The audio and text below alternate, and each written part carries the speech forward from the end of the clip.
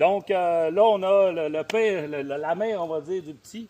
Ou c'est le petit, des fois, qui est devenu plus gros que sa mère. Parce qu'il a pris des hormones. Ça, c'était un arbre à hormones. Il a pris des hormones, cet arbre-là.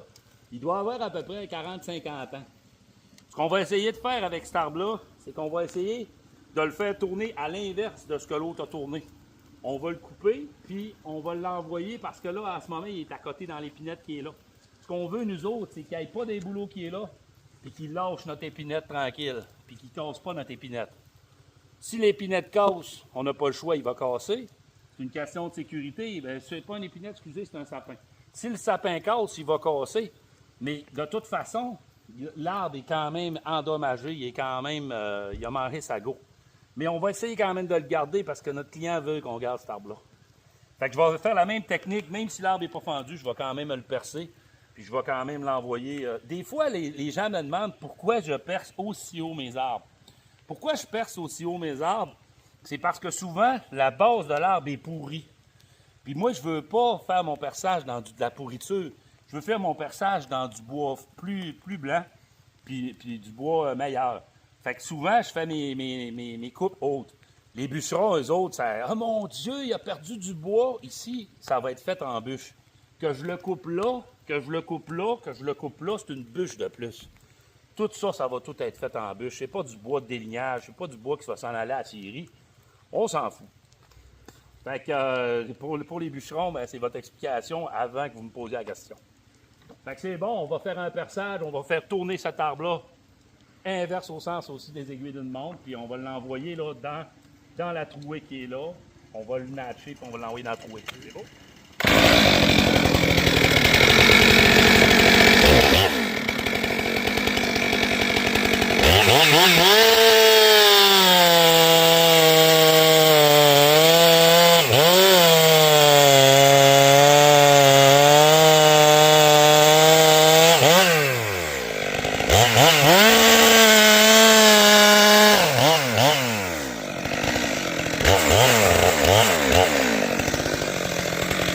Quelque chose qui est vraiment important dans notre entaille de direction, c'est toujours, quand on fait notre notch, c'est toujours qu'il ne faut jamais que notre trait de scie dépasse le bois.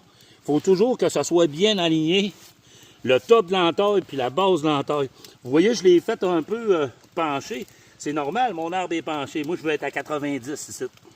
À 90 par rapport à mon bois. Fait que je l'ai coupé à 90 par rapport à mon bois. Là, je vais faire ma technique de perçage. 1 pouce plus haut, ici que mon entaille de direction.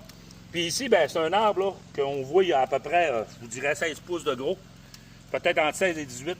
Fait que, vu que je l'envoie et que je ne veux pas prendre de risque, puis qu'on sait qu'il penche, il va se détacher. Fait que qu'est-ce qu'on va faire? C'est qu'on va laisser une plus grosse charnière. Puis on va être sûr comme ça que quand on va venir le couper, il va faire la job.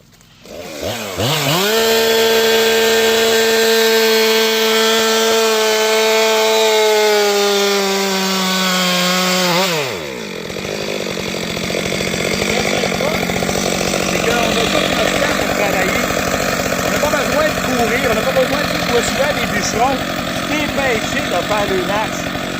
Avec un perçage, tu n'as pas besoin de te dépêcher parce que, regardez, je suis de l'autre bord, on va aller prendre un café, il n'y a pas de problème.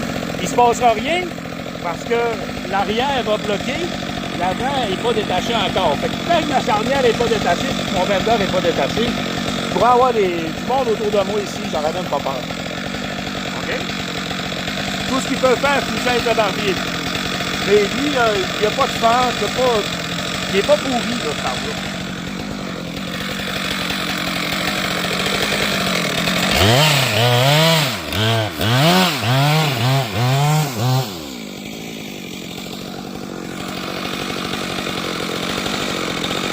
La charnière est belle.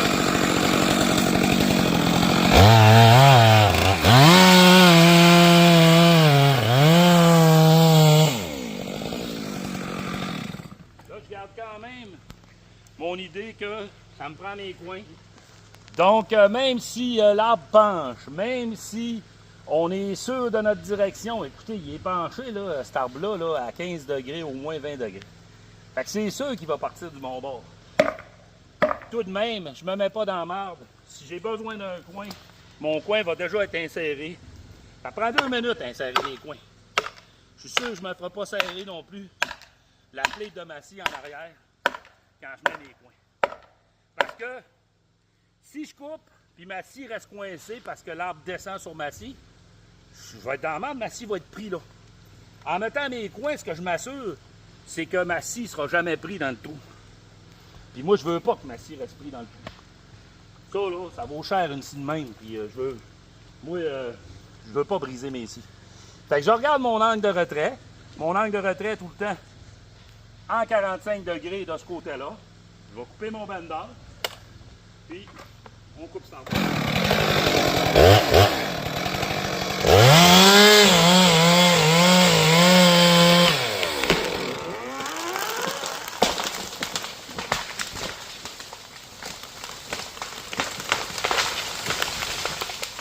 C'est malheureux, la tête de notre sapin a cassé.